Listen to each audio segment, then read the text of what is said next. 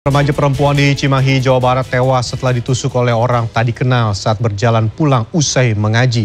Sementara itu teka-teki pembunuh wanita yang jasadnya ditemukan terbungkus plastik di Jalan Kalimalang, Pondok Gede, Bekasi mulai terkuak. Polisi menangkap seorang pria yang terekam CCTV membawa jasad wanita itu dari sebuah apartemen dengan menggunakan troli. Syakila, seorang anak perempuan berusia 12 tahun di Ciberem, Kota Cimahi, Jawa Barat, tewas ditusuk orang tak dikenal pada Rabu malam saat pulang mengaji. Korban mengalami luka tusuk di bagian perut. Dari rekaman CCTV, seorang pria yang diduga pelaku terlihat mengendarai sepeda motor bolak-balik memasuki gang di lokasi dan memarkirkan motornya di pinggir jalan. Dia lalu menghampiri korban dan melakukan penusukan dan kemudian melarikan diri. Usai ditusuk, korban masih sempat berjalan melewati gang hingga akhirnya ambruk dan ditolong warga. Belum diketahui motif pelaku melakukan penusukan. Hingga saat ini polisi masih melakukan penyelidikan dan pengumpulan keterangan warga. Secara fisik itu hanya terlihat satu tusukan, namun untuk lebih pastinya kita menunggu dari hasil pemeriksaan lebih mendetail dari dokter otopsi. Pria berinisial R ini ditangkap atas dugaan pembunuhan wanita berinisial AY 36 tahun yang jasadnya terbungkus plastik di Jalan Kalimalang, Pondok Gede, Bekasi. Pelaku sempat terekam CCTV apartemen di Jakarta Timur saat mengeluarkan jenazah menggunakan sebuah troli. Dia keluar melalui lift dan sempat tersenyum saat bertemu sejumlah orang di dalam lift. Di Treskrimum Polda Metro Jaya, Kombes Hengki Haryadi kepada Detikkom menjelaskan, tersangka membunuh korban karena sakit hati atas perkataan korban. Sebelumnya pada Senin malam, warga digegerkan dengan penemuan mayat terbungkus kantong plastik hitam di Jalan Kalimalang. Penemuan mayat korban berawal dari kecurigaan warga yang melihat kaki terikat tali menyembul dari dalam kantong plastik berukuran besar. Usai melakukan identifikasi, polisi membawa mayat korban ke Rumah Sakit Polri.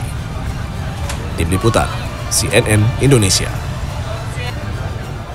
Kita ke informasi dari sejumlah daerah di tanah air. Seorang pria ditemukan tidak bernyawa di dalam tangki air di kolam renang umum di Bandung, Jawa Barat. Tingginya lokasi jenazah membuat petugas harus menggunakan alat berat crane. Korban tewas diketahui bernama Jumali yang berusia 51 tahun. Jenazah korban berada di atap sebuah kolam renang umum di dalam tangki air. Menurut rekan korban, Jumali awalnya ditugaskan atasan untuk memperbaiki radar toren yang rusak. Kecurigaannya muncul lantaran korban tidak kunjung kembali dan ditemukan sudah meninggal dunia. Lantaran berada di lokasi yang cukup tinggi, petugas damkar Kota Bandung menggunakan alat berat crane untuk mengevakuasi jenazah. Kasus ini kini ditangani Polrestabes Kota Bandung guna mencari penyebab kematian korban. Diketahui pompa dalam kondisi tidak menyala saat korban melakukan perbaikan. Warga di Sidoarjo, Jawa Timur dikejutkan oleh munculnya asap dari dalam tanah.